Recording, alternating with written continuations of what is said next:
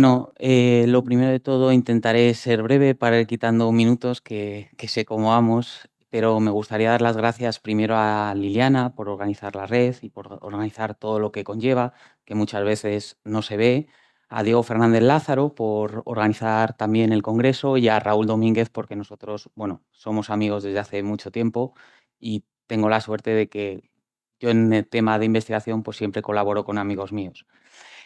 Entonces, respecto a lo que voy a hablar, es un poco un tema que he estado trabajando en los últimos años, que son los efectos agudos y crónicos de zumo de remolacha. Voy a intentar obviar algunas de las cosas que ya se han mencionado.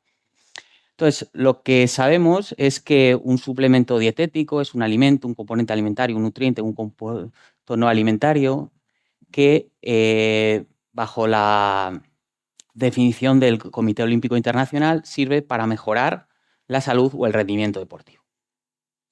Entonces, por dar unos datos, hablamos de que es un mercado que en el año 2023 facturó, si lo queremos mencionar así, 45 billones y que se espera que hasta el año 2030 tenga un crecimiento del 7,5% anual.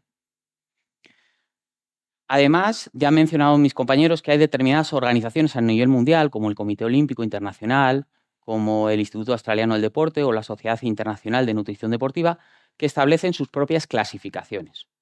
Sabemos, como han mencionado anteriormente, que el Instituto Australiano del Deporte tiene 4 subcategorías, destacando que la categoría A es la que ha mostrado esos suplementos que han mostrado una capacidad para la mejora del rendimiento deportivo en condiciones específicas.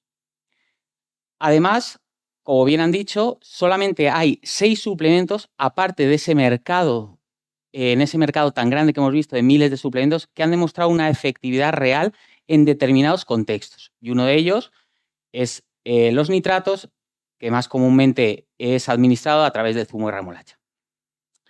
Entonces, lo que sabemos es que los nitratos, principalmente, como ha dicho el investigador de la Universidad de Alcalá de Henares, están contenidos en esas verduras de hoja verde que a través de las bacterias bucales se convierten en nitrito y que cuando pasan a nivel sistémico, en condiciones de baja presencia de oxígeno, pues se transforma en óxido nítrico.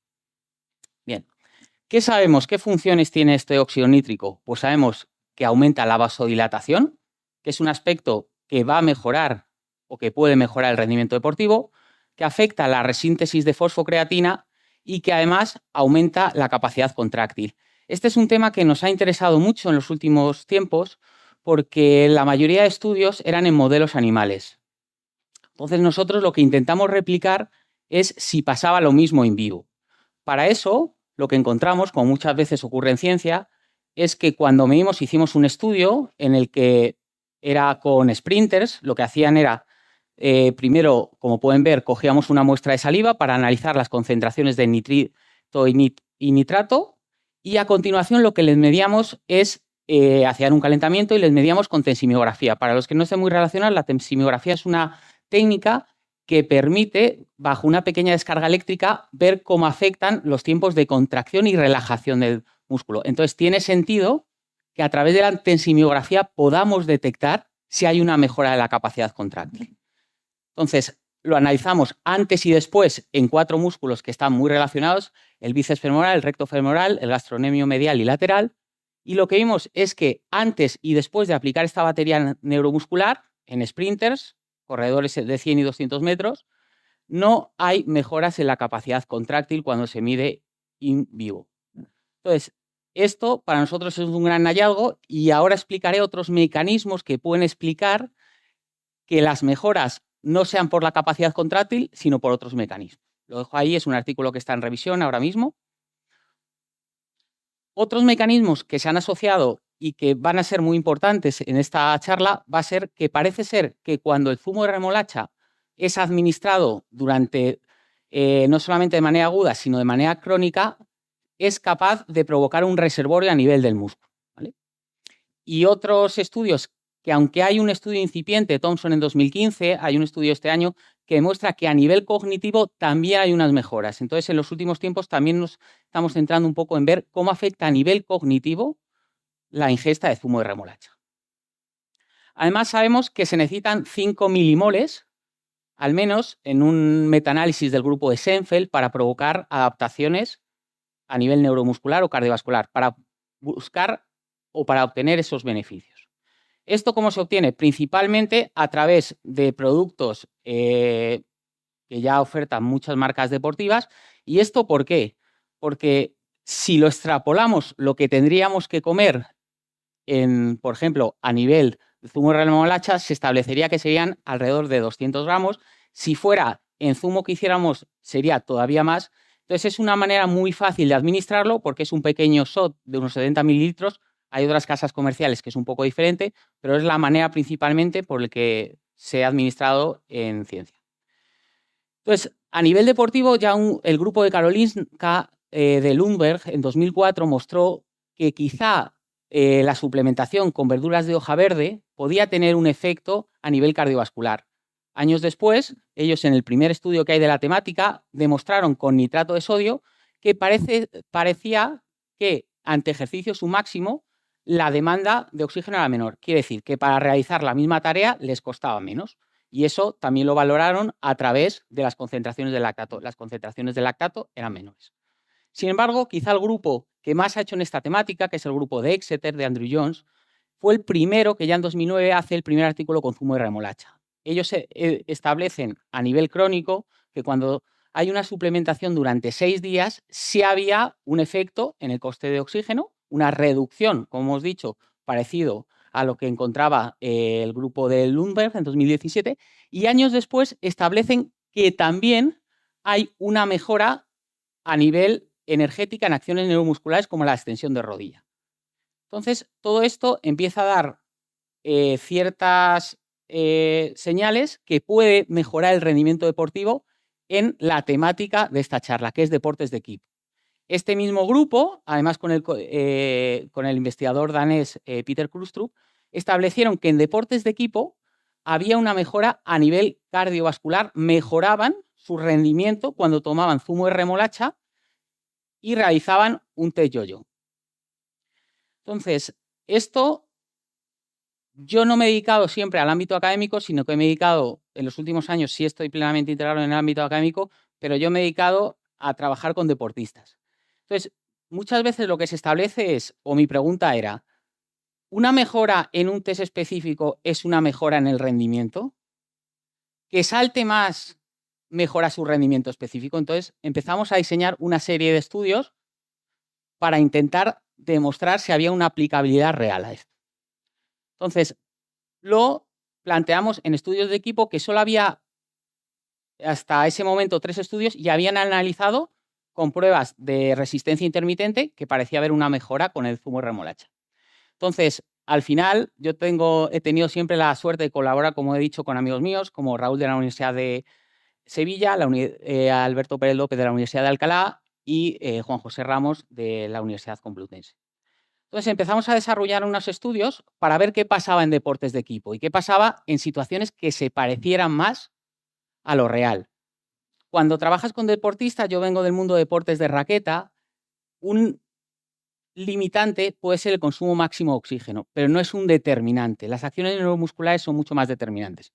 Entonces, en un primer estudio, lo que hicimos es valorar todos esos determinantes a nivel neuromuscular que determinan el rendimiento físico en baloncesto. Medimos la potencia del tren inferior, medimos la velocidad en distancias cortas, el cambio de dirección y, sobre todo, les evaluamos en situaciones reales, en partidos simulados, que aquí puede haber cierta controversia que se establezca, que es muy difícil en un partido simulado conseguir las mismas demandas que en un partido real, pero lo intentamos acercar lo más posible.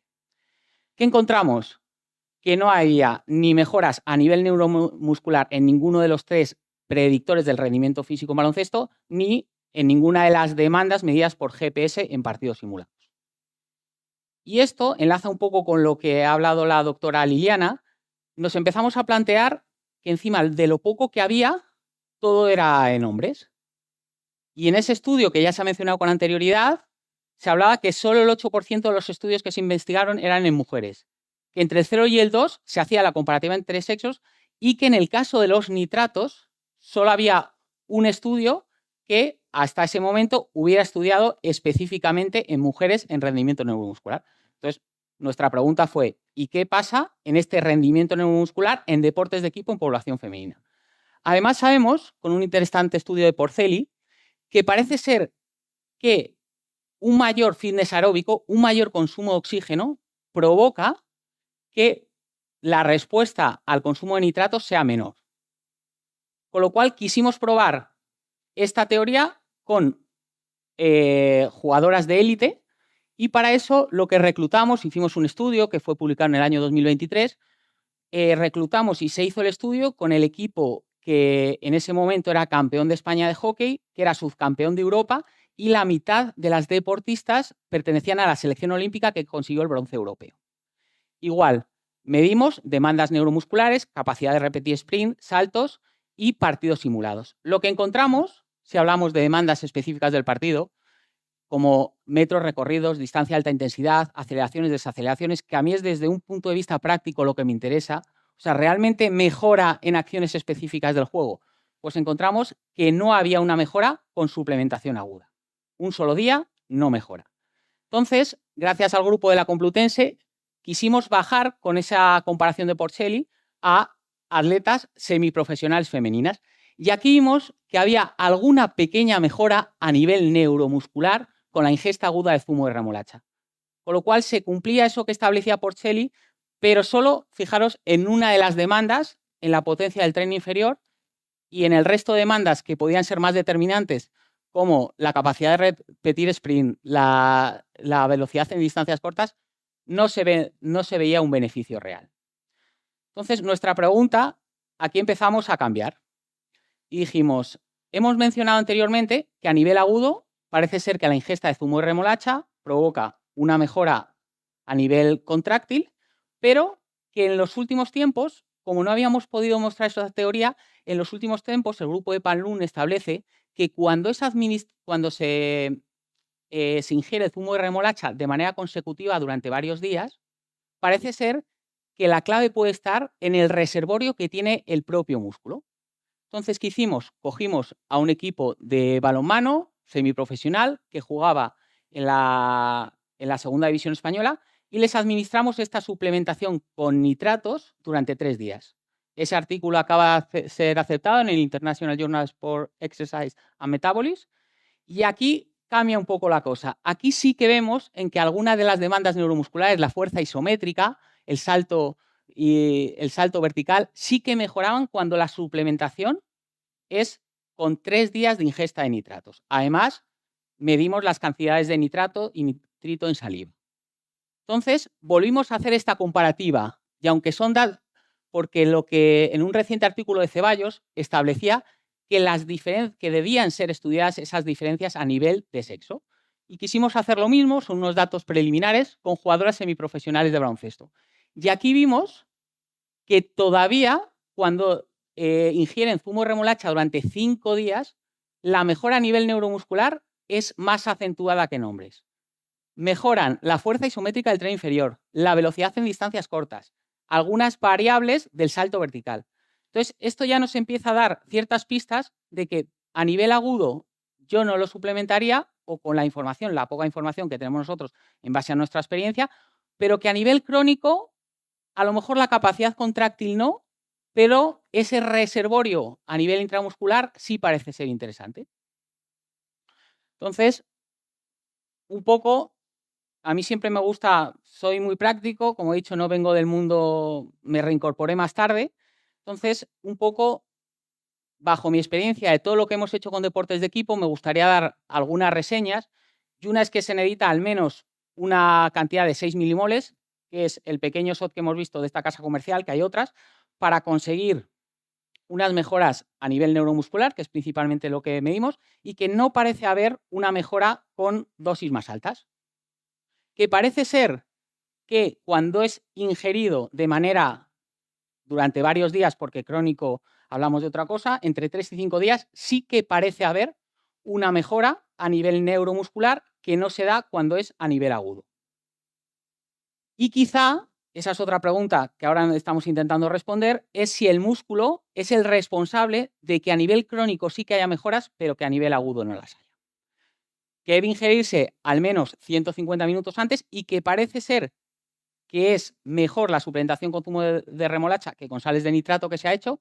Y para mí este es el punto clave, que se debe determinar esas diferencias entre sexos. Nosotros encontramos muchas más diferencias en este último estudio que hemos hecho de administración de 5 días en mujeres que en hombres, y que además un tema que a mí por la particularidad me interesa, que es ese fenómeno de la crononutrición, que es el momento del día cuando es administrado provoca que este zumo de remolacha desarrolle unas adaptaciones neuromusculares mayor o menor. Quiere decir, ¿es lo mismo administrarlo por la mañana que por la tarde? Porque ya sabemos que con ciertos fármacos hay un efecto cronobiológico y que no tiene el mismo efecto por la mañana que por la tarde administrarlo. Pues muchas gracias, espero haber ido lo más rápido posible. Voy a intentar quitar tiempo y estoy a la espera de posibles preguntas que les puedan hacerme. ¿Alguna pregunta? Buenos días, Álvaro. Enhorabuena por la presentación. Yo tengo una duda. Me ha gustado mucho la presentación. Quería preguntarte, que yo creo que no hay ningún estudio que haya hecho, que haya encontrado diferencias entre sexos, que haya salido recientemente con la suplementación con nitratos. ¿Cuál piensas que puede ser el mecanismo de acción por el cual... Te pido que sugieras lo que pienses, ¿eh? Ojo, que no hay nada, creo que no hay nada todavía publicado. El mecanismo de acción por el cual puede ser diferente el efecto de los nitratos en hombres y mujeres. Pues nosotros queremos ver dos cosas. Como hemos dicho, analizamos con tensimegrafía un estudio solo con hombres. Entonces, queremos ver si la respuesta contráctil puede ser diferente en mujeres, que eso ya nos daría pues, que la respuesta contráctil es diferente entre mujeres y hombres.